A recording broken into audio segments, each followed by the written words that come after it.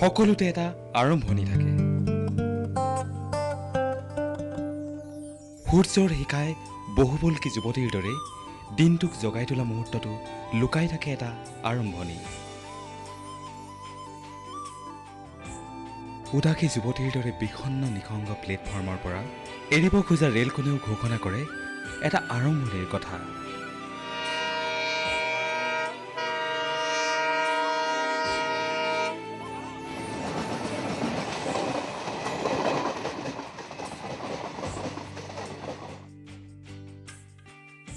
আৰু এনেকৈ এদিন আৰম্ভ হয় জীৱন।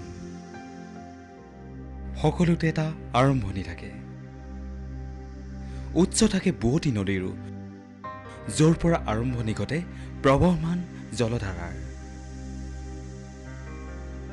আৰু আৰম্ভণি বুলিলেই আৰম্ভ হয় গতিয়ে,